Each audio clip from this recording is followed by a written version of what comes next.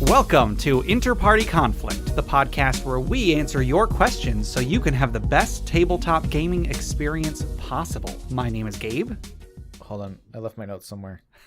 Oh, yeah. My name is Jeff. And we're going to answer your questions today.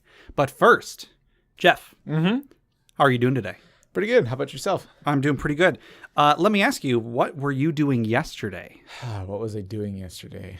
Well, I had a piece of cheesecake. Before that, I had some delicious chicken dinner.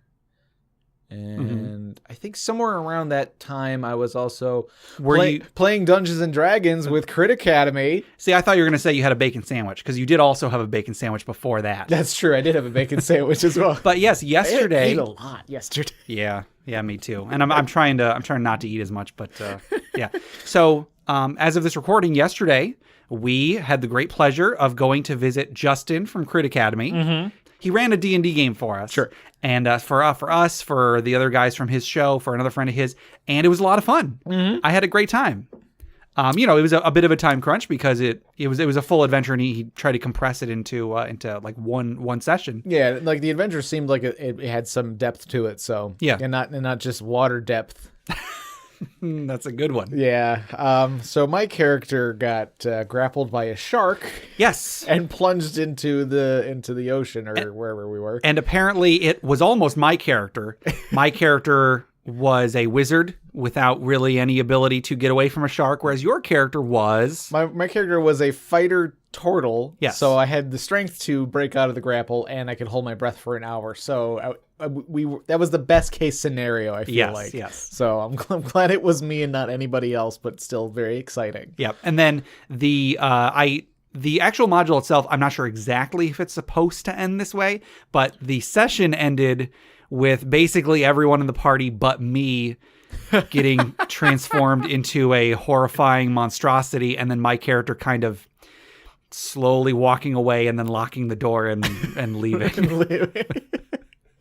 Yeah, I think we were all under effects of some sort of like madness from the far realm or something. Yeah, and it like transforms you into yes. But it was a lot of fun. Yeah, good time. It was. I hope that wasn't any sort of spoilers, but it was the module, the Claws of Madness, which is something that they give out on Crit Academy every episode. So I hope that wasn't spoiling anything. I mean, we said a potential ending for it, but sure, yeah, there's no context there. So I mean, yeah, it was really. It's kind of really to pick out exactly when that happened. So yeah. So yeah, I had a lot of fun. I think Justin was a great DM. He was super engaging. He was super prepared. He was energetic. He was enthusiastic, and I had a great time. And one thing that it occurred to me after the session was over that I think was a great thing to happen was that I don't think any one player got any more or less attention than anybody else. Sure, yeah. I mean, like, maybe I got the most attention and I just don't realize it. But no, I don't think so. I think all of us got the same amount of screen time. Yeah. And I would say that's a huge credit to Justin. I'm sure the players themselves had a big part in that too. But Justin was able to, keep everybody involved. And there were times where like one person would try to interrupt and he would say, hold on, let me finish with this. Yeah, he definitely had a good talent of like going around the table and making sure everybody was doing a thing. Yeah, I want to say part of that is probably like I like the idea he did for his initiative with the little cards on his DM screen. Yes. So like Justin has this DM screen and he's got they're like these little cards that are folded in half and they're laminated so you can mark stuff and and erase it easily, and he just orders the initiative on these cards and he like puts them in order hanging over his DM screen. So anybody can look up if they're looking at him because he's a DM. Anybody can look at him and see, like, if they know that it's Jeff's turn, they can see Jeff's number 3 or whatever on the line, so they know who is going to be next because it's sitting right next to it. Yeah, so it's in plain view, and then it's also right in front of his face, so he sees the list of characters and things that need to be done so that he can see every time, okay,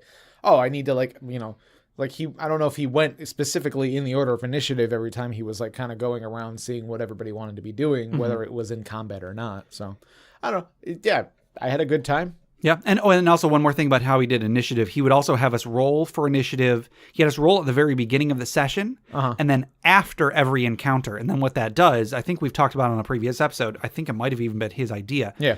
It was that then when it's a combat, you don't have to like stop the action and then be like, okay, everybody roll for initiative. You've already got everybody's initiative. You just, if a player says, I want to attack that guy, combat starts, that player attacks, and you go from there. Yeah. And then after the combat's over, you roll for the next encounter. So that, again, when combat comes around, because otherwise, if the players see a person on the other side of the room, and then the DM's like, roll initiative. Everybody knows, okay, it's about to be a combat. Yeah, but exactly. with this, you don't give everybody that thing. So yeah, great time. Great job to Justin. I hope he had a good time too. Hope it was fun for him as the DM, and I hope we get to do that again sometime. Yeah, for sure. All right. So, Jeff, I want to mention a podcast that I've mentioned in the past. There's a podcast called Adventures in Aurelia. I mentioned it on a previous episode because I had found out about it. I listened to it, and one thing that might jog anybody's memory is that it was an actual play podcast that the sound quality wasn't great because when they first started recording, they weren't planning on making a podcast. They were just like, one of them was recording it on their phone, and then they got a mic, and then they started doing like better recordings, but it was still a little rough. That podcast has actually done a relaunch recently. Okay. What they did was, because the sound quality of those earlier episodes was not great, I still think it's worth listening to, but call a spade a spade. The sound quality was Sure. a bit of a problem. Yeah. So what they did was, the DM Damien, he has taken those episodes off and instead recorded kind of like a scripted recap of what happened during that story arc. And then there's an episode you can download of that recap so you can get what the story is in much better sound quality. And then they do have better microphones, better, sound effects, everything. And so from this point on, they're going to be doing their episodes with better sound. Sure. So like you can, if you have not listened to them, which I figure not many people have, you can go back, you can listen to one episode that gives you the whole recap of the first arc. And then all the arcs since then have been easier to listen to. Yeah. So everybody out there, go check out Adventures in Aurelia. I've been talking with Damien. I'm following him on Twitter. He's following us. And so it's a fun podcast. I think everybody should go check it out. Yeah, that's really cool of them to do that, to go back and kind of re-record things and stuff like that. I feel like that's a tough decision to make because that can be a lot of work. Definitely, yeah. And it's kind of sad to have to to take down your original work and stuff like that, because there could be some really good moments in there that you can't necessarily recreate. And when we did our live episode about making a podcast, I mentioned that no matter what you do, you're always going to wish that you could go back and re-record your earlier episodes. Sure. So I do think it was definitely a good move. If the episodes were, I don't know if they were objectively bad, but like if you are not happy with the sound quality of earlier episodes, if you are able to, if it's this early on, if you can go ahead and just take them off, so that, because a lot of people are going to listen to your first episode first. Sure. With our, I can see our stats on SoundCloud. Our first 2 or 3 episodes have way more listens than any of our other episodes. Yeah. And I don't think our first episodes were bad, but like I think we've really hit our stride, and our newer episodes do sound better. Yeah. But people are going to go back and listen to the earlier ones. Yeah, it's good. That's the first impression in most cases. I mean, some people are going to listen to the most recent one because that's the one that's like they find posted most recently. But they might start at the beginning, and if they feel like they can't handle the the background noise or something, then they might not listen to it. Because like you said, there's a lot more listens on our first episode, and there's not as many on our later ones, which means that some people just, they listened, they were like, well, this isn't my thing, and moved on. So, that's just how it goes. Yeah. All right, Jeff. Mm-hmm. I want you to imagine that you are walking down the street one day and a dragon comes by, and you're drinking a delicious glass of RC Cola. Ooh. Because it's delicious, and you've got some ice in there, and you can, when you like raise it up to your face, you can feel the carbonation like popping on your face, and it feels great. That's the best. Yes. So you're drinking this, and you've got a huge cup of it too, like a huge glass, tons of ice, and this dragon shows up. Mm-hmm. And at first you're scared, but then the dragon says to you, "Is that RC Cola?" I was like, yeah. Okay. And then the dragon says, "I am super duper thirsty, and I want some of that RC Cola. Would you be willing to give it to me if I gave you a bunch of treasure in exchange?" Because I'm a nice dragon. I'm not just going to kill you and take it, because then that makes the RC Cola not taste as good. Because it absorbs the happiness of the people around it. I look at him. I look at the RC Cola. All right. Well, make an intelligence check. Okay. What's the intelligence check to know whether or not I should give up?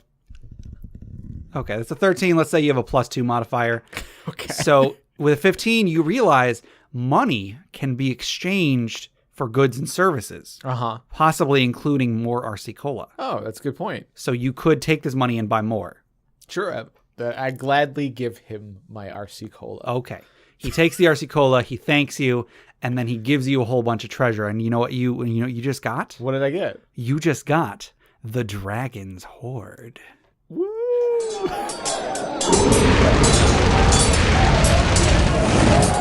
This Dragon's Hoard was brought to you by RC Cola, the taste of a new generation, or is that Pepsi? What? I think that's Pepsi.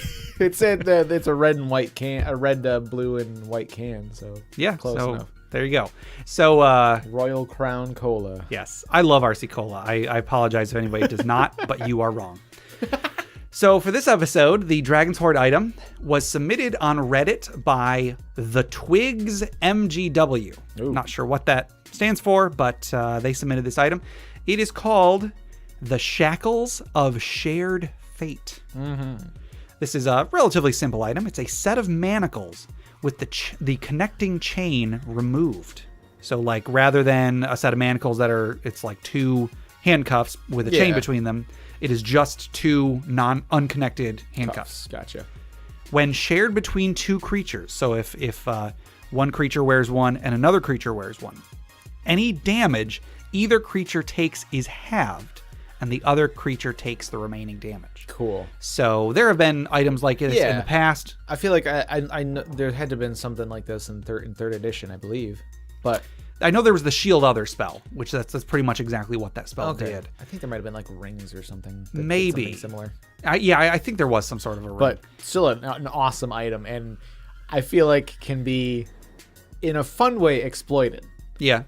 If you befriend something, or maybe not befriend it, maybe if you capture something with like either a lot of hit points or some good regeneration, or if you like find where the Tarrasque sleeps. Oh, snap. And he's not going to notice, 5 points of damage here, 10 points of damage there. It says, he gets, I don't know, like he's got stuff nibbles on him while he sleeps all the time. He's right. fine. He's fine. He can regenerate and he's fine. Well, before 5th edition, he can regenerate. He doesn't have regeneration. Someday we will get on the topic of the Tarrasque. Yeah. And I have a lot to say about it. Oh, my goodness. Anyway. But yeah, or just a troll. Troll that you've captured or something. Make him wear it, and then you wear the other one. That's not an evil act at all, is it? No. To capture a sentient creature and then force them to take damage. Who said I was playing a good character? The good point? Good point. Or evil point? Evil point. Well, you just got to make sure that the troll cannot also hurt himself. Because then he could just... that's a good point. Because he could just do damage to himself, and he's going to regenerate, but you're not. So holy crap, that's the drawback. He just like gnaws on his arm to like get the bracelet off, and in the process damages you. Yeah, you lose your arm. Oh my goodness. Have you seen the movie Looper? No. Oh, no. With Joseph Gordon-Levitt. No, there was a couple like time jumping movies that came around the same time, I feel like, and I get them all confused. Yeah. That one I did not see. Well, Looper, say what you will about it. I liked it. But it's got some pretty big plot holes. But one thing that I often gets called as a plot hole that I do not think is. So time travel doesn't exist. Sure. Let's just get that right out there. Time travel is not real.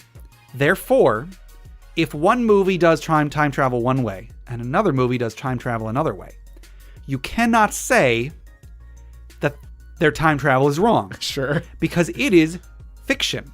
It is not a real thing. You cannot say what the repercussions of time travel would or would not be. Well, I feel like a lot of people who have problems are more within, like, if they're not following their own rules. Good point, yeah. Well, in this movie, they establish a way that time travel works that I would say this particular aspect of it, I think, is consistent within the movie. Mm-hmm. But I've still seen people complain about it, saying like, "Oh, that it wouldn't work like that." And it's like, no, how do you know it wouldn't work like that? What I'll say is that in the movie, it involves time travel. People from the future come back in the past, or they send stuff into the past to do stuff, whatever, blah, blah, blah. But one thing that they establish fairly early on in the movie is that if something happens to... So if you come back from the future, if future Gabe shows up and present Gabe loses a finger, future Gabe immediately also loses that finger, but it's not like he's always been missing that finger. He will be like, holy crap, what just happened? My finger's gone. Maybe further down the line, his memories might change or whatever. The movie doesn't get into that. But like somebody comes back from the future, and then these people that are in charge of the whole time travel thing, in order to catch him so he doesn't just run amok, they get his present self and start cutting off parts of his body so that the future him is like, oh crap, I need to turn myself in because otherwise I'm going to die. Because parts of him are disappearing because whatever. So like they're holding his past self like hostage? Pretty much, yeah. Okay. And so this is a huge tangent, but how did I even get on this? Time travel. Well, we were talking about the troll. Did we go? Oh, yeah. Losing an arm. Chewing off his arm. I guess I'm sorry. I usually, when I go on one of my digressions, I have a point to it. I guess in this one, I was thinking of with the troll, he's like chewing off his own arm, and then like you suddenly lose your arm because you were wearing the thing. Yeah, wow. Yeah. I wonder if if it's the same. If it's just like a blanket damage, like it just like if you get hit, the other person wearing the other bracelet, they just take damage, and it's just sort of like generic damage. Or if it's like they take the same wound. Yeah. Or if you're sharing scars, basically, like you get slashed across the face, and suddenly they have a scar on their face. Or maybe they take half of your scar. Right. So if you get cut all the way across your chest, you have half of one, they have the other half. But which half do they get? Is it like clearly left and right, or is it like maybe it's like you get like a dashed, like a dotted line? Maybe it's other half? Whatever side you're wearing the shackle. Maybe, yeah. They'll take they just take all the stuff on the right. Or maybe the big long scar. It's like every other inch is gone, and then they you just get dotted lines all over you. Yeah, so sorry, but I do apologize for that big tangent talking about Looper. I thought it was going to be faster, and I thought I had a point to it. You just better be so sorry, Gabe. You better feel Jeff. So bad. I thought it was a pretty good movie, although it does there's one big plot hole that makes the entire movie not at all make sense. Anyway, all right, so one more thing about this item that I did not mention, that I think this goes contrary to most other things that use this type of mechanic. Sure. With this item, resistances and immunities are applied after the damage has been split between both creatures. Okay. So what that means is that let's say you have resistance to fire, and you take 30 fire damage. It gets split, and then your resistance gets applied. Oh, actually, with 5th edition, I guess that wouldn't with the 5th edition, this is actually the better way to do it. Yeah, I think so. Just because, in older editions. Resistance used to be a flat amount was taken off. Like you'd have resistance 5 to fire, so you take 5 less, and then you would split it. And that makes it so that let's say you're immune to fire, and you take a bunch of fire damage, and the other person you're connected to is not immune to fire, they still take damage. That's actually really interesting. Yeah, okay. That's a neat take on this sort of thing. That'd be an interesting way to kill somebody.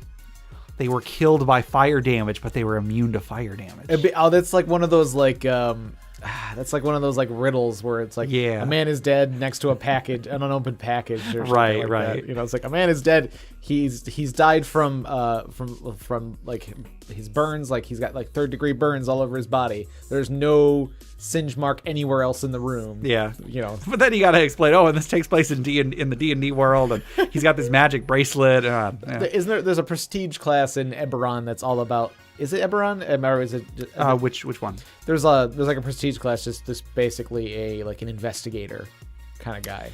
I think that was Eberron. Yeah. Which like always sounds cool, but then when you're just like, I don't know, like I don't think it ever has any like real practical application for like a player. Yeah. I mean, I guess it could, but very specific situations. Yeah. It would take a specific type of campaign for that to be a worthwhile character. Well, in any case, I like this item. Yep. I like stuff like this because this is very much I mean, it's like the shield spell or like the shield other spell. I like the idea of like being able to take other people's damage. Like if you're like the tank or something. Although in this makes it a little bit more complicated because then you as the tank are in the middle of a fight. Yeah. You know, taking damage, you're also hurting your friends. Right. But in certain situations, it could be very cool. I recently played the Nintendo Switch game Mario and Rabbids Kingdom Battle, I think it's called. It's this Mario tactical RPG basically, which is it's a lot of fun. It's a great game.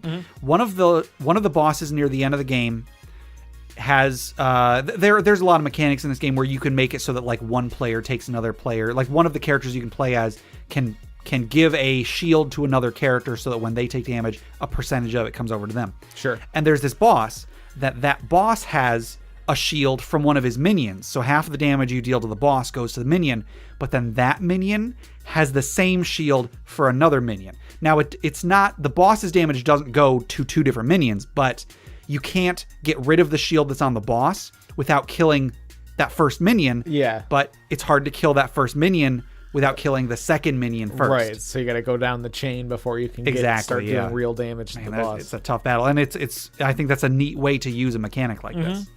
I also thought of getting a bunch of set of these, having it all like one guy wearing like a bunch of them and then giving them out to other people. I don't know. So they would all take his damage, or that he would take everybody's damage. He would take everybody's damage. The guy with a ton of hit points. Right. Well, yeah, like same idea with like the troll or the the Tarrasque or whatever. But everyone in the party has one half of a set, and then the other set you put on one creature. Yeah. So he's just wearing like 12 shackles. Sure. So taking the half the damage of 12 characters. Right. I imagine there is probably a limit to how many of these you can use, but it takes up the bracer slot or something. Really though, like unless you are trying to make your damage go to multiple people, I don't think it would be unbalanced to let one person receive a whole bunch of people's damage, because it's the worst that's going to happen is he's going to die. Yeah. Like it's a double-edged sword, you know. But I also just like the idea of like giving, like being immune to fire, and then giving the bracer to somebody. You're like, oh, here's a gift for you. Wear this, and then like, and like you go jump in some lava or something, and you're fine, and he just drops dead. Yeah. It's or like like a particularly hard enemy to kill or something. You can like trick them into wearing it and then damage them that way. Yeah. I don't know. All right. Well, I think that'll do it for the Dragon's Hoard today. If anybody wanted to submit a Dragon's Hoard item for us, or if they wanted to send us questions for us to discuss, or if they want to send us a story for the funeral pyre, how would they do so? They can send us an email at InterPartyConflict@gmail.com. All right. You want to get in some questions? Absolutely. Our first question comes from Gossip Golem. This was on email. How do you make diseases and curses interesting in your games? How do you balance making the party fear the effects of a curse or disease without making the effects too debilitating? Yeah. That's kind of tricky. Yeah, because, when you read like a book or you watch a movie or whatever where there's like a curse in place, it's a big deal. There's curses that have long-lasting effects, curses that affect like entire bloodlines or whatever. In D&D terms, as it is in the book, if there's a curse, you just cast remove curse and then it's gone. Yeah. I mean, in early adventures and early levels, like that definitely is a big thing. Yeah. But after a certain point, it is nothing. It's absolutely nothing. Right. And like if you're able to keep your game in really low levels or really low magic or whatever, then yeah, that can be a really, really good mechanic to use. But in a game that follows the typical progression of, the typical level progression with, getting however many experience per level, there's after only a few sessions, you're going to be at a point where removing a curse or a disease is incredibly easy by the rules. Yep. You could, you have plenty of gold to buy a potion or something to deal with it, or if you have just like any old cleric. Right. Yeah. And so, the question is how do you make them interesting? How do you make them more powerful without making them completely debilitating? Yeah. So, yeah, if you want to make your curses more interesting or diseases more interesting, you could just make them more powerful. And then even if they're only going to be there for a short period of time, it's a severe curse or a severe disease. But again, then it's just like, it's still just kind of a road bump. Maybe depending on what else is going on at the time, maybe it can be a problem. Sure. But players aren't necessarily going to fear the curse or fear the disease if they know that they can get rid of it. Yeah. Now, there's a few ways that you can make them harder to get rid of, but then the question is, does that make the game better, or does it just add another obstacle the players have to overcome? You could make it so that the player has to make... I mean, caster level checks aren't really a thing in 5th edition. In 3rd edition, they were. Right. If you were trying to dispel magic, for example, you would have to roll... You roll a d20, you add your caster level. You have to beat a DC that is determined by the caster level of the person who put the spell in place. Uh-huh. You could, in 5th edition, do a similar thing with curses and diseases. Make it so that whoever is trying to remove the curse or disease has to roll over a certain amount in order to get rid of it, and then they get better at that as they increase in level. And that's one way to do it, but then you're just kind of adding just a second obstacle. It's not just that you have to be able to cast a spell, it's that you have to be able to cast a spell and pass a check. So if it's something that you can retry every time you cast the spell, then you're just going to cast the spell until you do it. Yeah. And then it basically just means, okay, we have to set aside one adventuring day to just get rid of this curse or disease. Right. And that's not necessarily fun. Mm-hmm. And if it's a matter of, well, I guess we'll just wait until the adventure's over and then we get rid of it, that's still not really fun. I mean, I guess that could work. And then that means that the player is pretty much guaranteed to suffer the effects of it for one adventure. But at that point, it's not really like something they're afraid of. It is just a nuisance. Sure. It's like, well, dang it, I failed my save or I failed my caster check or whatever. So now I have to wait. I have to deal with this disadvantage on all attack rolls or whatever for the whole adventure. And yeah, so it's not fear, it's annoyance. Sure. Yeah. Now, you could make it so that the players have to complete a quest in order to get rid of a disease or curse. Mm-hmm. I think that's probably the best solution so far, but then you should only really put curses and diseases in when you really want them to be big. Yeah, when you want it to basically be an adventure hook, you want it's in there deliberately, not just like just a trap that the players can stumble upon and oops, they rolled low, so I guess you have to deal with this now. Right. Like, let's say the players go on a quest in the sewers, one of them gets bitten by a filthy rat, and now they have filth fever. Gabe, rats aren't filthy. Oh, I know. They're adorable. I'm aware. I'm a lover of all things rat. However, in D&D, sure, rats of various types are one way to get a lot of diseases. Yes. And so if you got your curse or disease just as part of just, oh well, we were just using this monster from the monster manual and it does that. Yeah. Then it's like, okay, well, I failed a save against this rat, so I guess we have to go on this quest now. And then, oh, well, on that quest, I got bit again. Now we have to go on this other quest. And that doesn't make you afraid of the curse or the disease either. Yeah. That's just like, okay, well, I mean, if you like the quest, then that can be good. But a quest just for the sake of, well, it's just there, I have to do it. That's not a great way to do it either. I think there's a way to make it interesting. With something like with the rats, if it's just like part of a stat block of a monster, I feel like that one should be as easy as maybe just casting Cure Disease or whatever. Mm-hmm. But for ones that you not necessarily want to take to be like a whole new adventure or a whole different quest that they have to go on, but at least a little bit more of a challenge or something to kind of worry about. Sure. It could be like, okay, you try to cast Cure Disease, but without knowing the specifics of the disease, you won't be able to cure it completely, mm-hmm. or you won't be able to cure it at all, and you have to at least like maybe make some knowledge checks on the whatever gave you the disease. Just little bits of intrigue or lore like within the adventure that you're already in, not necessarily having to go on a complete other adventure, but like you were attacked by a creature and it gave you a disease. You figure out what creature is it. Okay. Where is it living? Like where, maybe you find where it was nesting and you find something interesting in the nest that indicates what kind of disease it might be. And that gives the cleric that extra little bit of knowledge that lets it, cure it or something. Sure. So like, it doesn't have to be anything like too grand, but at least something that like, all right, we gotta, we'll have to do something about this right now. But all the things that they need to do are like within the dungeon that they're in, so they don't have to go too far off course. Yeah. Yeah. So I guess just making the players do a little bit of role playing, a few skill checks in order to, before they can start to remove it. But once they do those, they can remove it instantly. That's probably a step in the right direction. Yeah. One idea that I had was, especially with curses, but diseases too, I would say try to make them less mechanical. Sure. If there's a curse that gives you, for, like I said, like disadvantage on a bunch of stuff, or a curse that like every turn you have a chance of not being able to act on your turn, I don't think that those are good curses, because those make the game actively less fun for everybody. And you'll be, if you do fear it, you're not fearing, oh no, I'm cursed, this is bad. You're fearing, well, during this encounter, I'm just going to be sitting here while everybody else is having fun. Right. And that's not something that a player should be afraid of. Yeah.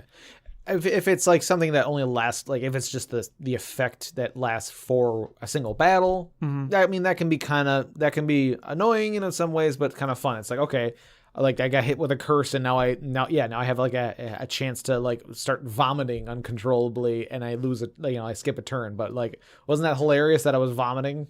I guess, yeah. It wasn't, it's so, like I got grappled by a shark yesterday. Right. I'm pretty happy about it, honestly. Yeah. Yeah. So I would say like, if there's a way that you can give curses that give things that significantly affect role playing, I think that's a good way to do it. But at the same time, a curse or disease that has the potential to eventually kill your character, there's a way to do that well too, but it shouldn't just be a matter of like, okay, well, now this took away all of my hit dice, or like in 3rd edition terms, oh, this reduced my constitution, so now I have a lot less hit points and I have a big chance of failing constitution saves. I mean, it could be just a long-term, slow-acting disease that isn't going to affect your character's mechanics, but like might give you like, a disfigurement, or it might kill you quick. Like it might kill you in a couple years or something. And it's something you want to look into. Yeah. And that can be interesting, or like, and maybe it spreads. Maybe you'll end up spreading a plague accidentally, and then that causes a whole other thing. Yeah. So diseases and curses as they're written, I think aren't really great. I think they're fine as part of the game. I'm sure they're included in a lot of the, the balance of some of the creatures that cause them. But I don't think that they are what players really think of, or at least for myself, it's not what I think of when I think of like a curse or a disease. I think that if you are going to implement a curse or disease that you really want the players to be afraid of, that you really want to make an impact in the game, I think it has to be something that does not follow the rules of the other curses and diseases. It's something that you specifically put in the game for that reason. Yeah. Maybe you might want to call it something else, but I think, calling it something else isn't really necessary, and it's not really going to make a huge deal. But if you do give your players a curse or disease that doesn't follow the normal rules, make it clear to your players this is not a normal curse or disease. Yeah, you could call it something like really cool and clever and unique, like the darkness. I suppose. Like, he's got a touch of the darkness. Sure. Now, one thing that does come to mind in regards to curses that I think it's from a fantasy novel that I think is a neat thing to keep in mind, a neat sort of like an example of what a cool curse could be. I've mentioned on the podcast before. Cooler than the darkness. I mean, no, I'm not talking about names, because the darkness is pretty cool. But as far as what it does. So I've mentioned there's a fantasy novel that I read a while back called Azure Bonds. The story is about this woman who wakes up in a tavern. She wakes up, in an inn. She's got a hangover. She can't remember how she got there, or she can't really remember the last few days or whatever. She eventually finds out it's like the last year that she has no memory of. But the only thing that she has to go off of is on her arm, her sword arm. She has these like 6 tattoos. Each one, they glow slightly, and they're all like these very intricate, like magical looking tattoos.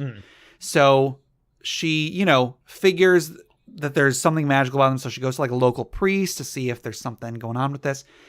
He casts remove curse on them, and she tries to kill him. Basically, she finds out that these are definitely magical sigils on her arm. And one of the things that they do is if someone tries to remove them with a remove curse spell, they take over her body and she tries to kill them. Oh man. She doesn't kill this guy. He manages to I don't know, he casts hold person on her or something, and then he's able to do a little bit more research. But they take over her body whenever certain conditions are met. There's another point in the story a little bit later on.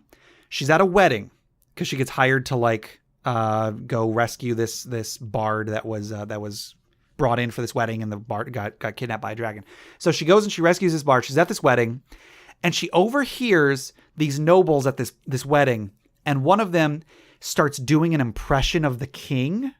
That his girlfriend is like, oh man, your impression is perfect. Do your impression of the king.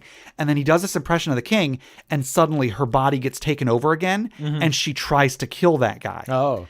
And she finds out that it's because one of these symbols on her arm, the person who put it there, their purpose was to assassinate the king.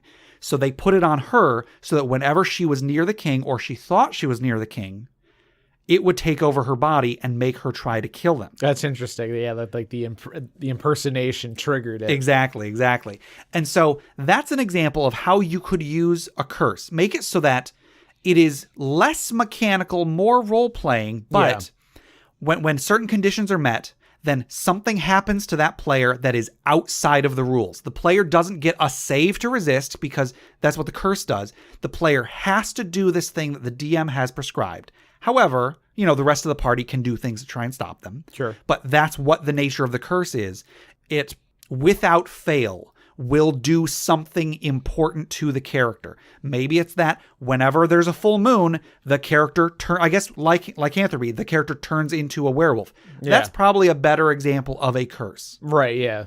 So if it's something that when X happens, Y happens to the player, that is outside the mechanics. Yeah. And then you can do whatever you want to let the player get rid of it. That's a great thing to give the players a quest for, because it's not, oh, well, I have this mechanical disadvantage, because that's not fun. Maybe in certain situations it could be fun, but that's not something the player is going to fear for the right reasons. They're going to fear it because it's annoying. Yeah, they're going to fear it out of character, not in character. Exactly. So that's what I would say to try and do to make players fear your curses or diseases without making the effects too debilitating, because you, the DM, are going to be ascribing exactly what the consequences of that curse or whatever are. So if you don't want it to be debilitating, it doesn't have to be. It could just be like every time your character sees an inn, he sees a tavern, he has to go in and spend all of his money on alcohol. Because I did have a character who did that. Right. That was Ichi. He had a magical amulet that made him basically immune to all the effects of undead, which was great for him. But it was cursed that anytime he was in a tavern, he had to basically buy all of the alcohol there was. And so that actually became a really big character thing, for good and for bad. He became known as the guy, everybody loved him, but at the same time, people could just wait for him to go to a bar. They knew he would go crazy, and then they could swoop in and assassinate him, which they did. Thanks. Yeah. So, there's a lot of fun that can be had with curses and diseases, but as they are in the rules, I think most of them are not great. Sure. So try to experiment with stuff outside of the rules that accomplish what it is you want. Mm-hmm. Maybe the player doesn't necessarily have to know that they're cursed or diseased. That's a great point. And then when those triggering events happen, stuff starts to maybe they don't remember what happened. They'll do something because of the curse and they won't remember it. So you just kind of I don't know, you kind of roll into it. Okay, you're walking down the road and you hear something and you hear a thing off to the side, off in the distance, and suddenly you're back at home. Yeah. Oh, okay. Well, how did I get here? I don't know. You walked, maybe. Here's an idea. Here's an idea of a curse that is the effects are really minor, but I could see a player really getting freaked out by this. Maybe the curse makes it so that your character cannot say a certain thing. I'm thinking of in Kingdom Hearts 2. Okay. The beginning of Kingdom Hearts 2, I'm trying to remember what it was the word was, but the kids that you're sort of in the group of at the beginning realize that there is a word that none of them are able to say. Whenever they try to say it, the text just comes up as like dashes. And they're like, wait a minute, what did you just say? And like, oh, I just said. Right. And then like you have to solve this mystery, like what the crap is going on. And eventually they fix it and they are able to say the word. It was like Polaroids or something. It's like photographs, I think is what they're talking about. Huh. And so that's something that's like, that's really weird. And that could lead to some role playing, because let's say it's not a word, but it's like you saw a guy like murdering someone in the streets, but every time your character tries to describe what he looks like, you can't do it. In your head, you know exactly, you would recognize him in an instant if you saw him, but you cannot, you are prohibited from saying what color hair he had, or even indicate it. You can't even say, oh, well, he wasn't blonde, he didn't have black hair. Right, yeah. It was that kind that's like the color of a tree. No, you can't even do that. But if there was something that just like took a tiny little bit of control over your character that stopped you from relaying something to your party members, that's a really neat idea of a curse. I have kind of a good idea. Sometimes you like your DM would pass you notes or something. If it's something that they only want you to know. Sure. Pass them notes that they hear a voice or something, or they hear somebody say this. So like, oh, hey, make a perception check. Okay, it's high enough. Okay, you hear somebody say, you hear this, and it's like, words, but like that doesn't, those noises don't exist. They're not real. Yeah. But like they keep relaying to all the other characters, like, hey, I think I heard something over here, and then there's nothing there. Yeah. So like they keep getting all these false sensory, information, and like, and so like the DM just kind of keeps passing notes. Yeah, I think that would be really creepy. Yeah. In a future episode, sometime that has something that has to do with this month, we may talk about scary things in your games.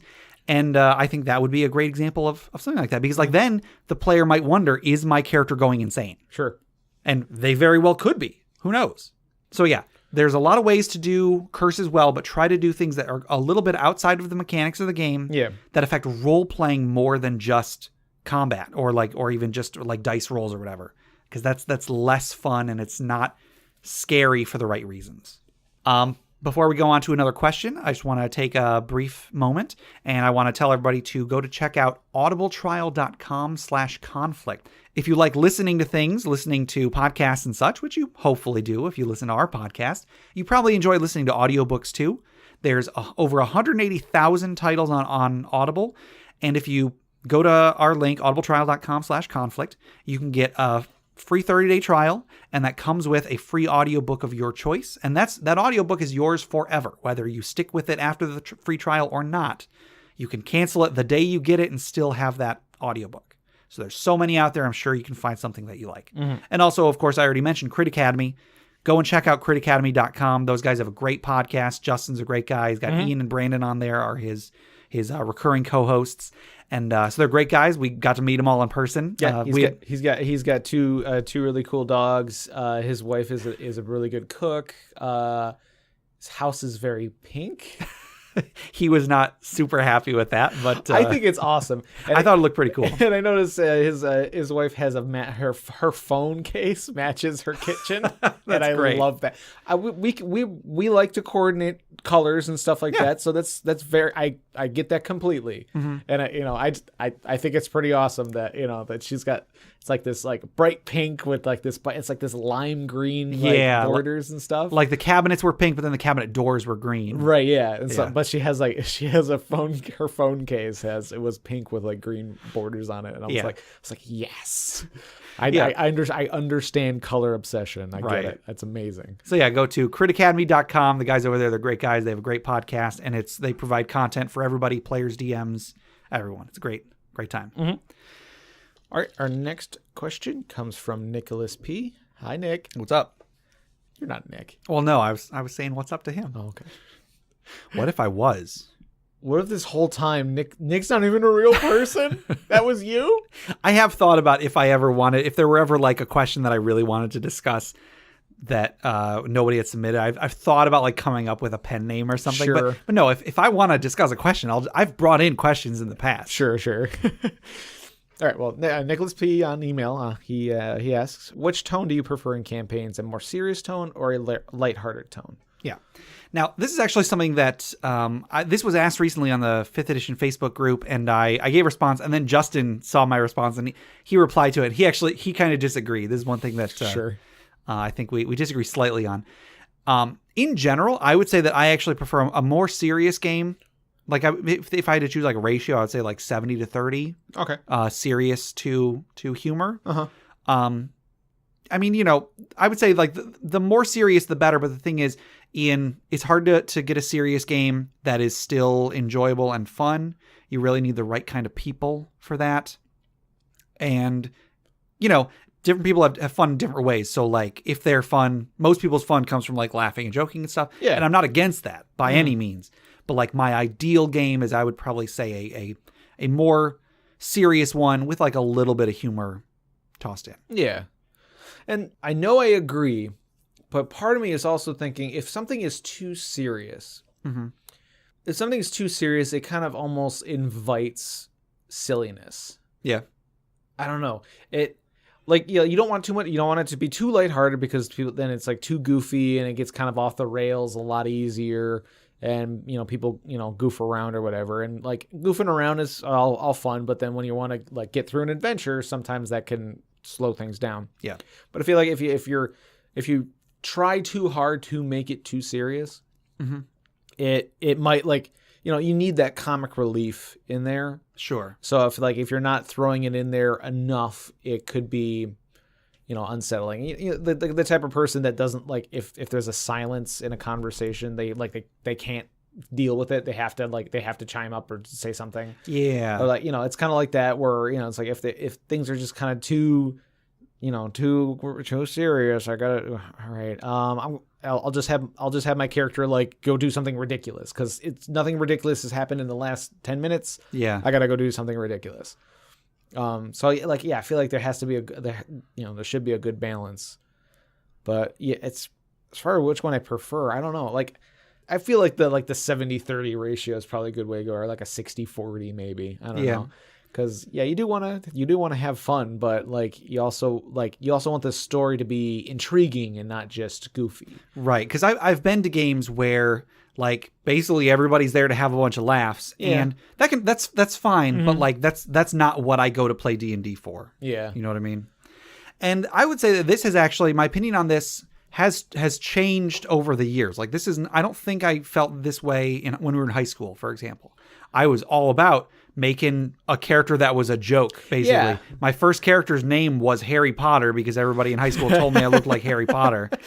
Hey, Ma, look, it's Harry Potter. Yes. A kid said that about me when a bunch of us went to the beach. Yeah. Look, Ma, it's Harry Potter.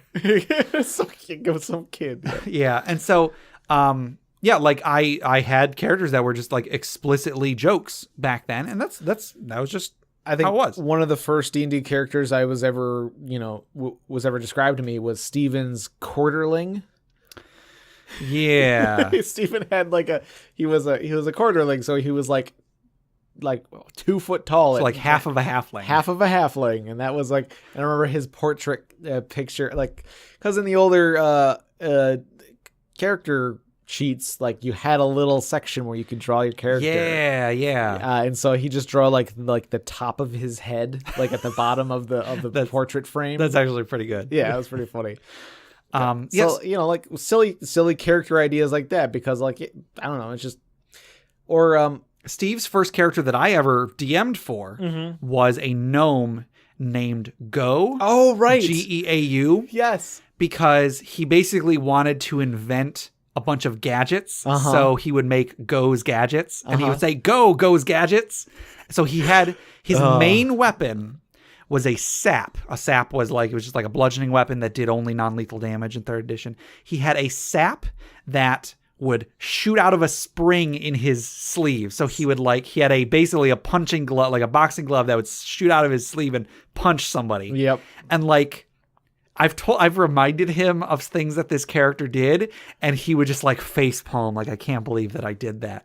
Because, we were all in high school, we were goofing around, and it was fun. Yeah, it was fun. Absolutely. I mean, a lot of the characters I made, I just basically based off of video game characters I like. So like I wasn't being like too serious about it. Yeah. I would never try very hard with like names and stuff. My first campaign I ran with Steve's character Go and Jay's character Krim.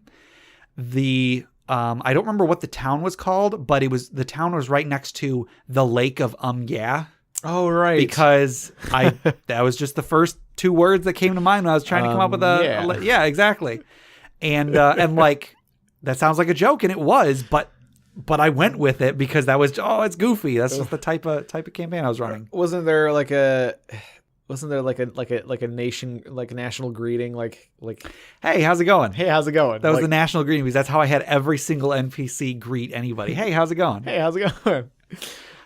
So yeah, like I think I've come pretty far from that. I think I do appreciate a more serious game nowadays, but that's not to say that I don't want to have fun. I want to have fun. I love, laughing with everybody, but like, I'm sure everybody's been to a type of game where half the time everybody's just like quoting Monty Python or whatever else. Yeah. Somebody brings coconuts. Right. And so like, if you can maintain focus in your game, I'll play in your game. Yeah. That's, I have no problem with it no matter what the tone is. But I guess like my ideal game, I would say, is like a 70-30. Sure. Trying to think of something. Oh yeah. Skylar is, she's still working. They're still working on getting like a D&D thing going. But like her 2 friends are I'm pretty sure they're just kind of messing with her, but they keep talking about like one of them wants to be a monk that is all fists. So they like their head is a fist. Their every end of their finger is its own fist. And they have said it's like that's, you can't do that. And they're like, but that's what I want to do. And it's like, I'm pretty sure she's just messing with her. Yeah. And then I came along and I'm like, well, if you want to do that, then you're going to basically take disadvantage on everything, because you're like, because like her was like, yeah, I got cursed by a witch and now I'm all fists. And it's like, all right, so it's a curse. So you weren't born with it. So you're not used to it. So you're taking disadvantage on everything. See, I mean, that's probably the good response. If you want a serious game and someone else is making a bunch of jokes, act serious, like respond to it seriously. Yeah. Like, okay, but this thing is going to happen. And I mean, like, yeah, I'm not, if that's truly what she wants, yeah, I'm not necessarily going to say no, but like, I'm not, it's like, if you're going to be made of all fists, like there's going to be consequences. People are going to look at you differently. Right. You're not going to be able to control yourself very well. Now, I have to ask you, have I ever told you about Ball of Arms Man? No.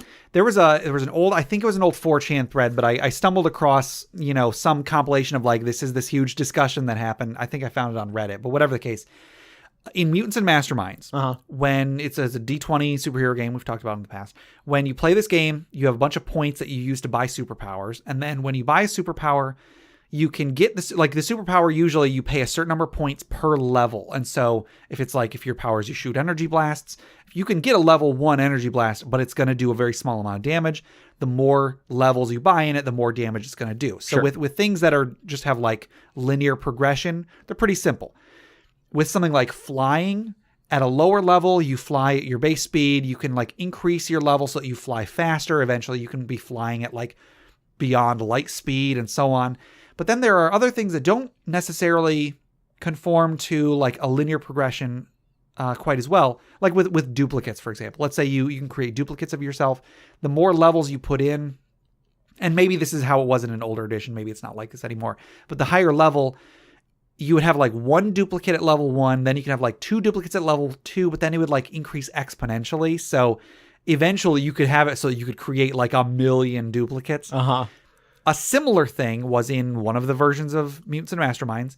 There was the additional limbs power, where you could buy 1 rank in it, and you would have a 3rd arm. Sure. Do it again, you could have 4 arms, and then like another one, you could have like you could get like 2 more limbs, then 4 more limbs, and eventually, because it followed the same exponential growth as like duplicates, you would get to a point where you had somehow millions of limbs if you put enough points into it. And so someone said, I want to make a character that has 1,000,000 limbs. What would this character look and act like?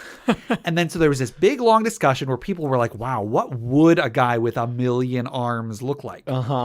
And it was decided that this man, which was dubbed Ball of Arms Man, was not a person. He was a living portal to the elemental plane of arms. And so people would talk about him as looking like a giant ball of arms. The elemental plane of arms? Yes. I love it. Someone made a drawing of what Ball of Arms Man or BAM would look like. Wow, yes. Okay. And it looks great. I'm sure. I will put it in the show notes. Should I show it to you right now so that you know what I'm talking about? Yeah. Okay, let's do it. I'm going to save somewhere. So listeners at home cannot see this, but to see it, just go to InterPartyConflict.com. It's in the show notes. So it is a giant ball of arms, as would be expected. Oh, I see a couple feet. Well, no, those are not feet. Those are hands. Oh, those are just more hands. Those are just more hands. So he's like reaching down and he rolls around with using his hands as feet. And if you look close at this picture, every arm is doing something different. One of them's giving a thumbs up. One's giving a peace sign up the top. Yeah. There's one somewhere that's holding a cigarette. How is he smoking that cigarette? I don't know. But I just thought this was such a great concept. And then in the big long thread, people were talking about like, what sort of enemies would Ball of Arms Man have? And one of them was a man who had his arms ripped off. And so he had like bionic arms, and he was called like the Disarmer or something, or the Disarmed. I don't know. And so yeah.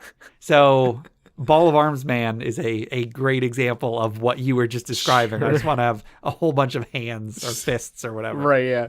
Or like all the different kind of bracelets he can wear. One's wearing a watch in that picture. Okay. Look, it's near the center there. Anyway, this is a great audio medium we've got here. So this is like different types of games I think lend themselves more to a more serious game or a less serious game. Something like Mutants and Masterminds, like we were just describing with Ball of Arms Man. I think that is a great environment for a less serious game. Right. And like when you think about it, like most superhero universes, like a DC universe or like the Marvel universe, like there's always a bit of like goofy campiness to it. Like at least in some of the comics, you know, so like something like a superhero game will kind of it'll play into that a bit more. But when you're thinking of, I don't know, like a medieval fantasy thing, you think a little bit more like serious and, you know, a lot more like English accents. Yeah. And then I guess it's also important to note that there is a difference in the tone of the campaign and the tone of the session. Sure. Because again, with Mutants and Masterminds, there was a Mutants and Masterminds campaign that I played in for a short period of time with Chris and our friend Nick, my friend Nick, who actually he passed away a bunch of years ago. But we played this campaign that was Mutants and Masterminds, but it was like futuristic. It was like space opera, kind of like Cowboy Bebop or something like that. I think at one point we were even calling our ship the Bebop. But that actually ended up being a more serious campaign. The campaign itself had a serious tone. However, some of my best laughs in a game happened during that campaign. There was a point in one of I think I might have even mentioned this on a previous episode, probably 30 episodes ago or something. There was a point in the first session where Chris was DMing and Nick was doing something. Nick's character was doing something at the time, and Chris was role-playing as one of Nick's exes, like one of his ex-girlfriend. And the two of them just had this banter going back and forth, and it was hilarious. I had so much fun just listening to them bicker back and forth. It was so much fun. But so the campaign itself was serious, but the sessions themselves didn't have to be serious. Yeah. If the campaign itself is about, we're going over to the Lake of to, I don't know, go do something goofy, that's one thing. But if you have a serious story and the players are goofing around, that's a different thing. And that's not to say one is good or one is bad. I'm just saying like there is a distinction that should be made between a serious tone in the campaign and a serious tone in the player conduct. Yeah, that's a good point. Yeah, if like the campaign and the setting and everything is serious, that's, you know, as long as you stick to that, Yeah. and you don't let that change to something goofier just because the players are goofing around. Like if the players have their characters doing like goofy, crazy things, Yeah. that let them do it because that's what they want to do. But maybe don't like let that affect the tone of the campaign, the overall campaign. Sure. Because then that I feel like that can get out of control. Yeah. So like, we could still be bringing our butlers along, but we're still dealing with the far realm in that, in that. Yes, sort of thing. yes, this is what happened at Justin's yesterday. Yeah, I would say like for as far as the tone of a campaign, I would like the campaign to be about like 90% serious. Sure. I don't want it to be so serious that it can't laugh at itself sometimes, but I like the premise to be something that is serious that it is dedicated to. Yeah. But then the conduct I think does allow for more jokes and whatnot as long as the players are still engaging in the setting. Yeah. All right. Well, I think that'll do it for questions for today. But let's take a moment. Let's get our own conduct. Let's make everything a little bit more serious for a moment. A little bit more. Let's deep breath. Okay. And let's remember the people who have come before us, people who have made mistakes so that we won't make those same mistakes. Sure. Or just the people that they were doing everything right and the world just, things just did not go their way. Yeah. As we toss another log onto the funeral pyre.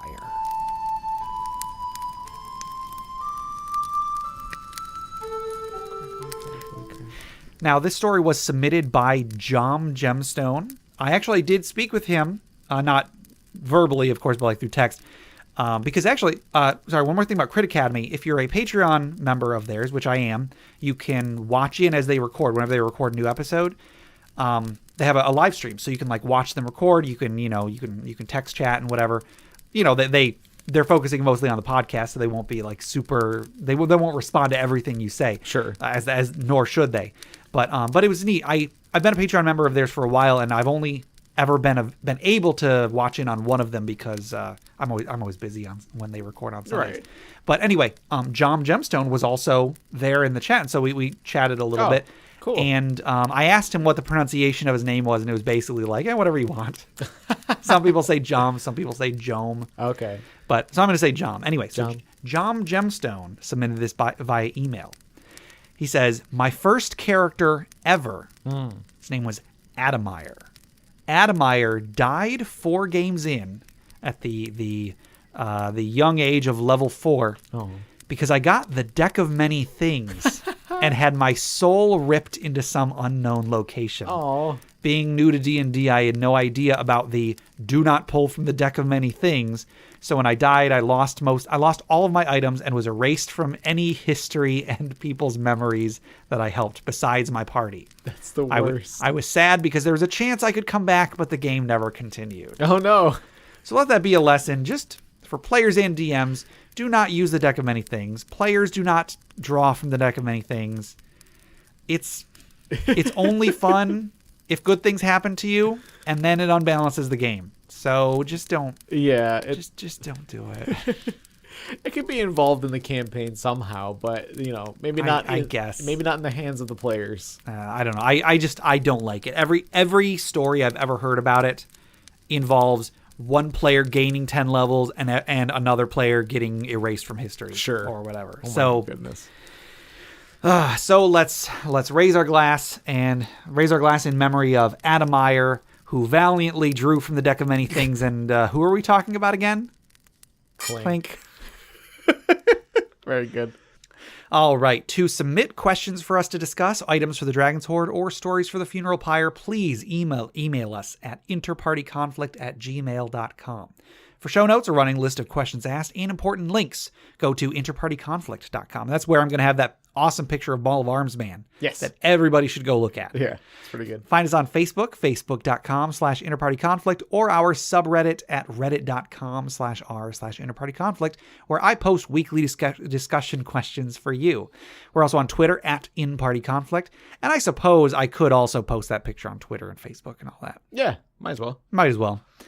We're also on iTunes, Google Play Music, Stitcher, YouTube, anywhere you download podcasts. Please rate, review, subscribe, or just tell a friend. If you feel like donating, we have a PayPal donate button on our website. Anything you can give us would go towards making the show better. Jeff, you want to tell us about FriendQuest? FriendQuest is our gameplay channel on YouTube. We only have a couple games up there right now, and if you like to suggest a game for us to play, please send me an email at thefriendquest@gmail.com. Awesome. And they don't have to be multiplayer games. They could be single player. Yeah. I'm willing to watch Gabe play a game. He's usually a little bit better than I am. So I'm not good at video games. I'm just persistent and patient. Yes. I am not. I get very frustrated. Yeah. If you go over to audibletrial.com/conflict, you can get yourself a free 30-day trial and a free audiobook. There's over 180,000 titles to choose from. I guarantee you'll find something you like 100% for free. And our music is made by Boxcat Games from Nameless the Hacker's RPG. So Jeff, until next time. Hey, Gabe. Yeah. Pick a card. Oh no, the podcast is over. No!